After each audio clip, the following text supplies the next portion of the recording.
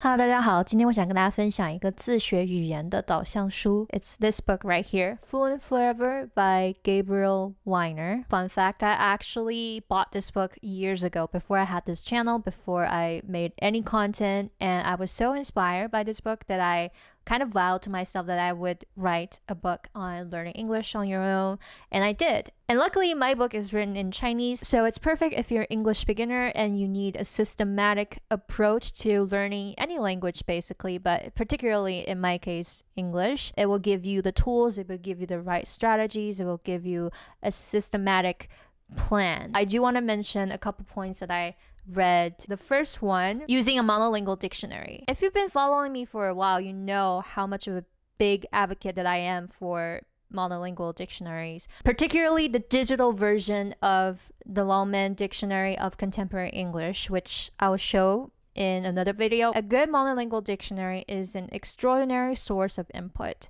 Inside, you'll find every word you could possibly desire, paired with a complete explanation of that word in your target language. And if you don't understand some words in that explanation, you can just look them up and find new explanations of those words. Every time you read a new definition, you automatically learn a few new words and a bunch of grammar.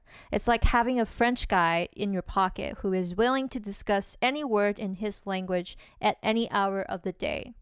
If you get a really good dictionary, then you'll find pre-made example sentences for your words. If you're lucky enough to find a dictionary like this, you're holding a one-stop shop for all your vocabulary needs. Take those examples and definitions, grab a few accompanying images from Google Images, and move on to your next word. At intermediate and advanced levels, you'll start relying more and more upon monolingual dictionaries, in part because they're awesome and in part because they'll show you the subtle distinctions between your words.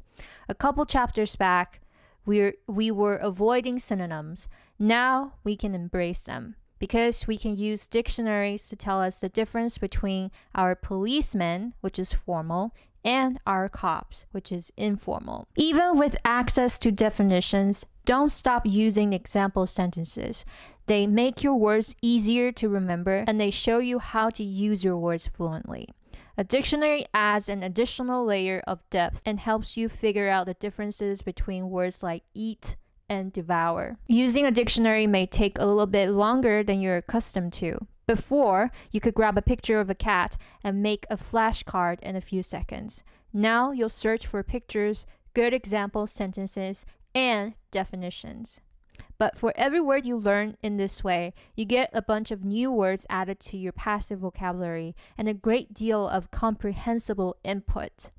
This reinforces every part of your language and dramatically accelerates your learning. And if you use an online dictionary, you won't need much more time at all. You can search for a new word, copy the information, and add it to your flashcards in less than a minute. So he pretty much said all I wanted to say. I like that he added the point about synonyms. This is actually pretty important in the process of output. So in the process of your speaking and writing. When you speak, you're not thinking of necessarily specific words. You're thinking of a rough idea. Each idea, there's multiple options, and the nuances between different options are so subtle that you can't get away with just your intuition. And even if you're talking to a highly educated, highly qualified native speaker teacher, the information they give you is not going to be as extensive and complete as your standard dictionary or your standard thesaurus, which is just a dictionary for synonyms. So